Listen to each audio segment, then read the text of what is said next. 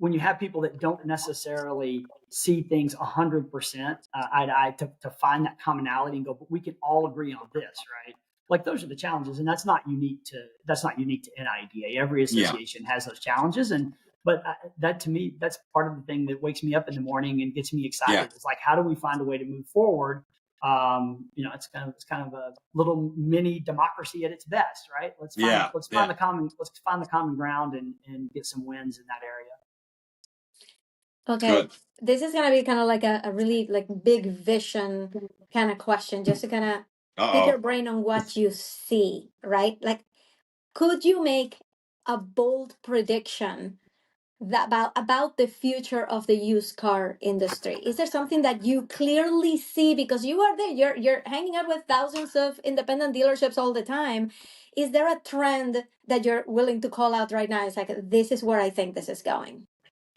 So I'll say this. In the last 2 years, used car dealers have sold more used cars than franchise dealers. It was like 16. It was like in the last 16 years that had not happened. Right. And so I don't know how much of a bold prediction this is, but it's probably about as bold as I can get. Is that's going to continue. Yeah. And as our industry and as our dealers find ways to compete in this market, used car dealers will continue to outsell everyone else when it comes to selling used cars. And part of it is that our industry is getting better at that. We're starting to recognize who the consumer is a little bit better. We're finding how to get that consumer in. And then at the end of the day, we're making sure that we take care of that consumer. So I think that trend will continue. And that's something that's really exciting in this industry, is to know that, we've seen a number of people over the last couple of years who decided to step away from the industry for whatever reason, because there were so many changes. But those changes also bring a number of people into the industry because they see that as opportunities. And so those are things that I'm excited about. I don't know how much of a bold prediction that is, but I think that trend will continue.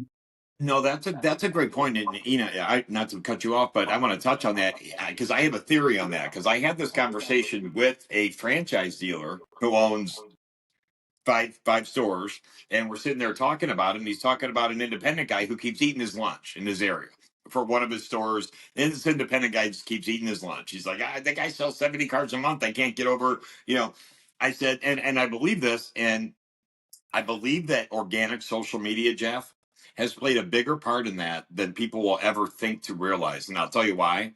Because if you think about it, you've got the franchise store, right? And he's got, corporate rules and a manufacturer to think about and everything, and just the time constraints on the people and everything. So they might make some content, you know what I mean?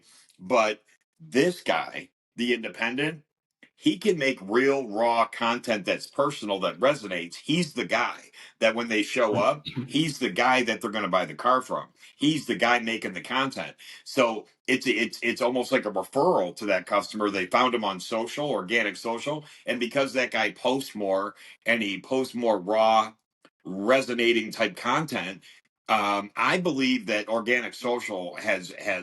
I believe you're right. It's never going back because franchises will never have the fluidity and be able to pivot like they can and post on social to draw those customers in. As an independent guy, he's his boss. He can post what he wants about what he wants, and I think social is so powerful, but I think that you're right, it's never going back, and I think that's at least a small part of why, because the reach with organic social with these independents, it's changed some of these guys' lives and kept them in business. Yeah, no, So, I think you're exactly right. You used the term pivot earlier. That is one of the things in the independent space that you can change your inventory almost overnight, and and others don't have the flexibility to be able to do that. And I think on the social media, there's no doubt. We talked about just the number of applications that we received this year on applications to speak at the convention, and it touched on some part of AI. I can remember, I'm going to show my age here, but I can remember, when people were talking about building their first website, or they were talking about becoming active on Facebook. And then there was Facebook Marketplace. Those were kind of the exciting things, but they were exciting because it gave you an opportunity to compete that you probably didn't have in the past. And really what you were able to do is you were able to compete on that cell phone that you have, right?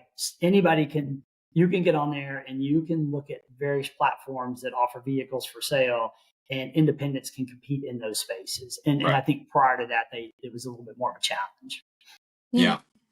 I love that. Thank you for touching on the social. We haven't, we talk about social media all the time for dealerships. We didn't even touch on that. So I'm going to stick it in there when I get a chance. I mean, we're talking about, Yeah, thank you. Thank you. I do want you to do me a favor, and I want you to speak to consumers for a second. What do you think is the biggest misconception that consumers have about independent used car stores? And can you help us dispel it? Yeah, sure, absolutely. It's that a dealer is looking to take advantage of a consumer, right? And I actually laugh. I tell this story with my own family all the time. I didn't grow up in the independent automobile space. I'm an association guy through and through. I represented school teachers before I represented independent automobile dealers. And so when I was telling my friends and particularly my family, that I was transitioning to this new association, and this is what we do, and we represent, used car dealers. Of course, I would say independent dealers, and no one knew what that was. And so I had to say, well, I represent used car dealers. And like, oh my gosh, you're going to represent used car dealers? You got to be kidding me, And then, but they would always follow it up with, but I mean, like, I know a guy, I have a friend. There's somebody in our town. I mean, they're good as gold. Like, we buy all of our cars from him or from her. Yeah. So like, that's the story that they would end up telling after they would, roll their eyes and tell me, kind of what they thought about the perception of used car dealers. And so I got to a point where I would say, the story that you just told me, there's thousands of dealers out there, just like the one guy that you know. And you know what it is? It's not one guy.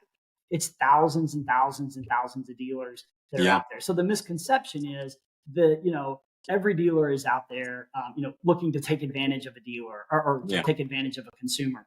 And we've talked about this numerous times. They're not. They're looking to make, like, if they want you to go tell their friends to come purchase a vehicle from them, or to go tell their family, or to come back in 4 years or 5 years and purchase another vehicle from them, you better be taken care of.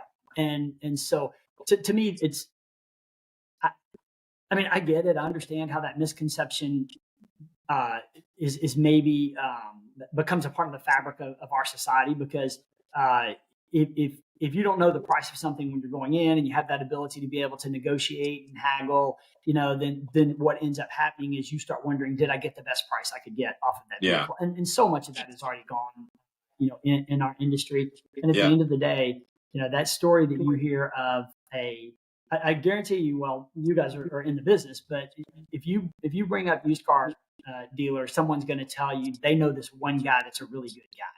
There's more than one really good guy in this business. There's thousands of them in this business. Good point. Yeah, I love it that you said that, because that's a message that I want to keep propagating, because it's kind of a little bit unfair, right? That there is this there's this cloud stigma over it, especially and it gets perpetuated, and there's even like a phrase about it, right?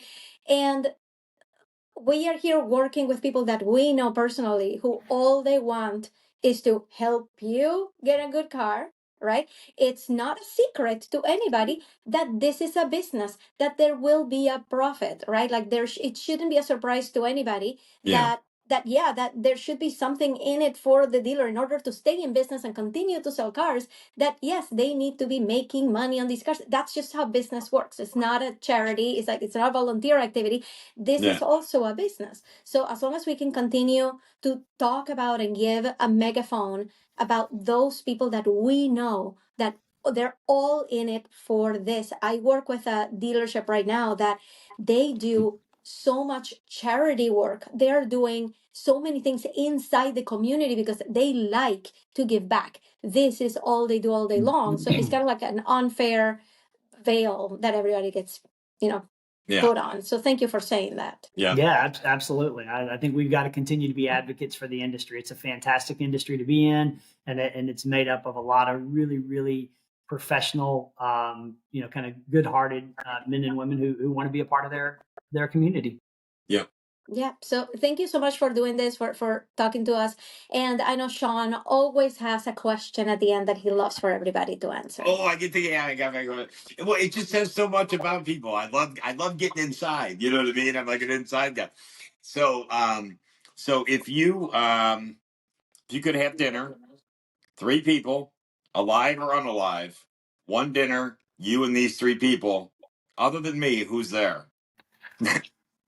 Man, that is an interesting question. I mean, so I will tell you that I'm at an age now where I have adult children who do not they don't live with us, and they live about 2 hours away. And it's a little bit of a throwaway answer, but I'll tell you the dinners that I enjoy the most are with my wife, and I have 2 daughters. One of them is married, so I'll let her bring her husband, who we love him as much as we love our daughters. It'd be with my family for me. Did you watch the Chris Haas episode when I interviewed him? You know who Chris is from Yeah. Ohio, independent. Yeah. He said I had the same answer, and I'm like, did Jeff take his answer? He said the same thing. But I love that answer, so we're gonna let you roll with it. And before Ina says goodbye, I want to make sure that I say, Jeff, you're an exceptional representative of that association. I mean, you represent that association in a way that is confidence instilling.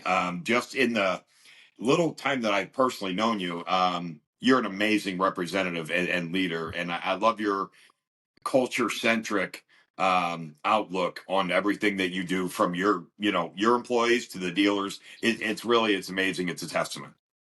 Well, thank you, Shawn. I appreciate it. We've got a fantastic team here, and we've got leaders that are elected to run this association. And frankly, it's a lot of fun representing people that care as much as these people do care about their businesses and about their customers. So I appreciate you saying that, but I'll tell you, we got a really good team.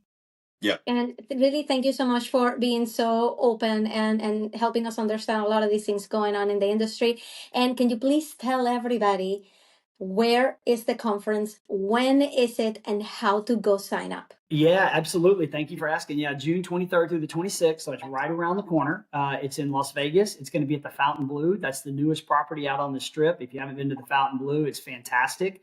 Awesome. The easiest way to sign up is go to www.niada.convention and get registered. It's only $745 to join. And I think through today, well, I'm not exactly sure when this is going to be aired, so I probably shouldn't say through today. But it's $745 for a member to register for the convention, which, kind of to your point, Shawn, that's pennies on the dollar for what you're going to get out of an event like this. Yeah. Yep, amazing. Register for the convention, and I'd love to see you there. And we're going to put the information below. We're also going to be there to come and see us. We are a big draw, right? That's the reason Joe who? I mean, yeah. Right? Come see the goat. That's really what you want to do anyway. Exactly, Ina and Shawn. I have a feeling the dealers are going to like you better than me, Ina. I have a feeling that you're going to be more popular than me. Well, I'm definitely going for that. So, it's intentional. So thank you so much, Jeff. This has been wonderful. Thank you, Jeff. Thank you. Thank you guys for having me, and thanks for everything that you guys do, getting the message out in the industry. Thank you. Yeah. It's been a pleasure. I'll see you soon. See you in Vegas. See you in Vegas. Sounds good. I'll be there. All right. Thank you. I'd like to take a minute to thank our sponsor, Sky Blue Credit Repair. Sky Blue is the oldest credit repair company in the country. They have 4.5-star reviews, and my favorite part about the company is that these are just genuinely good people who want to help you repair your credit, have a better financial life and future. Everybody at Sky Blue that you talk to is absolutely interested in helping you repair your credit, see your score go up, and have you enjoy financial freedom and be able to live the life that you really deserve. I know about all of the other credit repair companies. Sky Blue Credit Repair, in my opinion, is the #1 credit repair company in the country. There are not better people in that industry than the people over at Sky Blue Credit. Links in the bio. Tell them the GOAT sent you.